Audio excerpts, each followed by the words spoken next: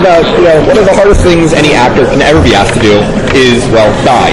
Yeah. And, you get to come on and get, beaten to death. It was definitely really cool. And, in the audition material wasn't anything about Jason Todd dying. Okay. Coming into it, I wasn't sure exactly what it was going to be. I just knew it's a Batman movie. It's going to be really good. And I'm going to have to play Robin. And then... Did you know which Robin? I did know. Okay. Jason Todd was in the sides. So I knew what that was going to entail. And then I got the script. And I realized, scene 1. You're like, well, this will be a short version. Is that me right there getting beaten by that crowbar? And indeed it was. And it was cool, I gotta tell you. Dying it's pretty sweet. It definitely is in this film. I mean, what better way can an actor ask to die than by the Joker's hands? And it was a fun scene to shoot, and a lot of it was following picture, which I really enjoyed. When we came back to do ADR on it, she just kind of let it roll. Andrea did, and was like, die. I want to hear how would you react? The Joker's beating you to death. You're not exactly scared for your life because you're Jason Todd. And you love this. This is your life. But die. And that was really cool.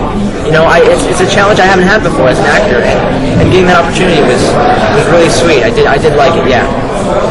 Do you look forward to maybe more roles in the Batman universe and something a little bit longer?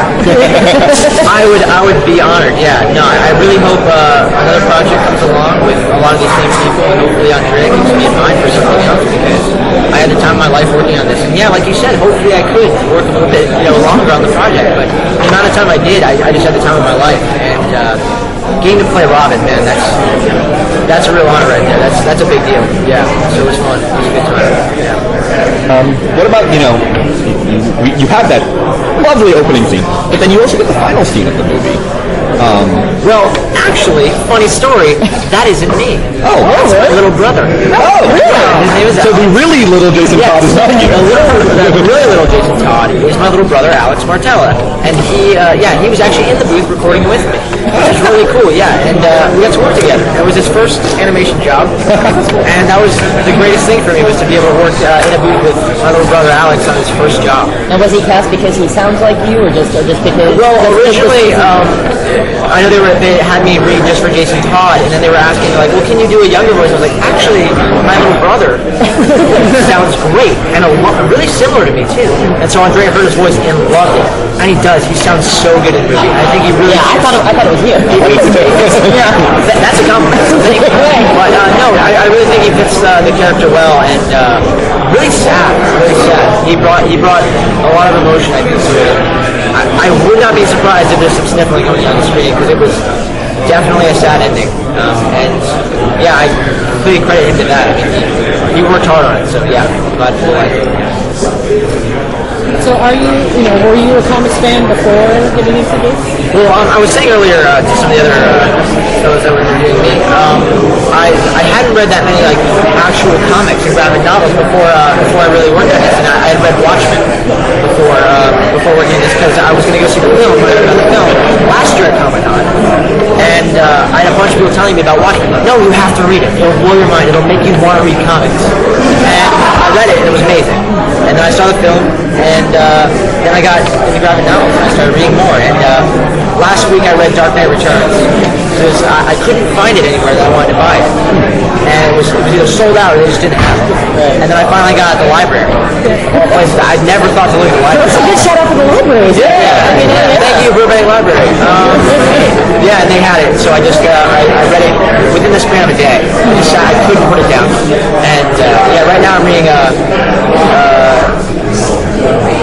which is Batman Chronicles. That's right. Yeah, Batman, which is a bunch of separate. Yeah. Batman comics, which is cool. Yeah. So Batman is your hero of choice these days? As for right now, he is. Yeah, and I think I'm definitely in the mood for Batman lately. And he's such an interesting character. He really is. He's not the normal superhero. I think you see a lot of superheroes, like you see Clark Kent, and he's the good boy. And I think that was stressed in The Dark Knight Returns. The difference between these two superheroes is Batman really takes the law into his own hands sometimes. And we mentioned that in Under the Red Hood too. Is he takes the law into his own hands to a certain extent. There's a line. There's always that line. Batman can't cross it. Jason doesn't understand that.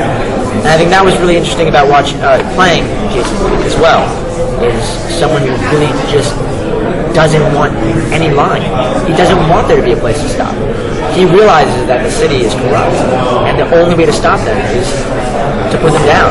And it's really cool playing a character like that. And I think fans are gonna like that. I was mentioning earlier because obviously fans voted Jason Todd to die, and to me that wasn't a sign of we don't like Jason Todd. I'm taking it as a sign of let's look at what happens if Robin were to die. And I know a lot of people don't see it that way, but Interpretation, though. yeah, It's a good way to look at it now. I think at the time, people just wanted him to die.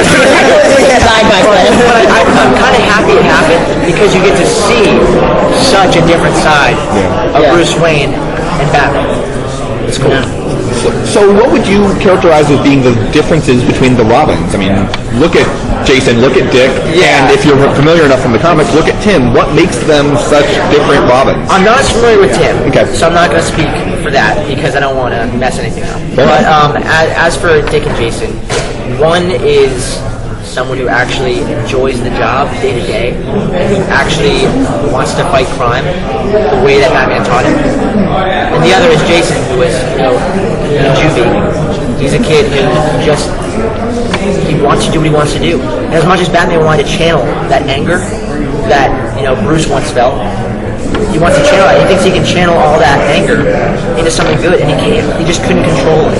And neither could Jason. He didn't know what he was getting himself into, and he kind of let all of Batman's training just steer in the wrong direction. And so, definitely different people, and you get to see both characters in this film because you get to see Nightwing too. Right. And so you get to see how one grew up and how the other grew up, which is cool. So I'm sorry, I'm monopolizing it. If he hadn't died, do you think Jason could have been redeemed? Or was Jason ever going to be able to accept Bruce's teachings, or was he always set for this path, and just the dying, forced it a little harder?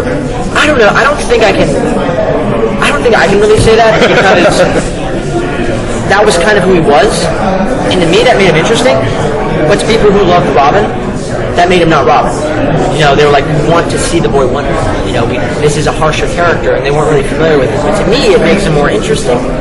I like that, and I mean, maybe someday he could have forgotten all that. I know he wanted to find his mother. Maybe if that had happened, maybe that would have changed it. You don't know. There's all these unanswered questions about Jason, which is great because we don't know who he was. We don't know what he could have been. And this is the unfortunate story of what his future ended up being. I really like what we did with him. So it's great. Yeah. Were you surprised on how dark it was when you got the set? Yeah, very much so, because I wasn't aware how dark it would be by the audition. And I mean, the audition is a scene where I'm fighting crime with Batman.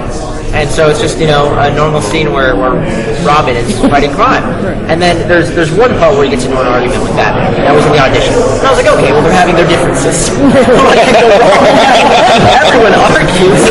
But no, it got worse, which was cool, which was really cool. And I didn't know, right off the bat how dark it was going to be. But I was excited when I saw the finished product. Because it's everything you can imagine by reading the script. And more. Because you get to hear everyone. And for a voice actor, when you're working on it by yourself, you don't get to hear everyone as the characters. And Bruce Greenwood does a fantastic job as Batman. I love his Batman voice. It sounds so good. And I think all the actors bring a good element into who they're playing and do them all justice. Yeah. Have you seen any of the other animated films that Warner's has been doing lately as far I have, yeah. I know I think I heard you earlier talking about Crisis. Yeah, and I went to the premiere of that. Gary was nice enough to invite me to that, and I got to watch that, and I enjoyed it. I brought some friends along, and we watched it together, and I've seen some of the Justice League stuff, and I'm familiar with Andrea's work, so it was cool seeing a lot of the rest of the stuff, and watching like Public Enemies and stuff, and then you get to work on something in a fine line of what I consider very fine movies, straight off the comics. So it was definitely a very big deal. Are you gonna push for an animated series? Maybe because Batman's really hot right now, obviously.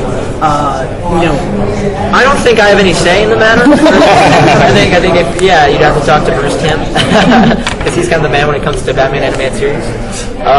But I'd love to, especially if I got the chance to work on it, because I know this was a huge moment in my acting career and just life in general to get to play Robin. So if I ever get a chance to do something like this again, I'd love any other chance to do it. But anybody who does it, I think it's gonna have to be the right people.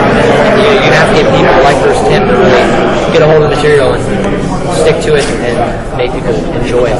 So I don't think you can lay Batman in the wrong hands and let it go. You have to really trust the people. So yeah. Well, thank you. Thank you guys. Thanks very much.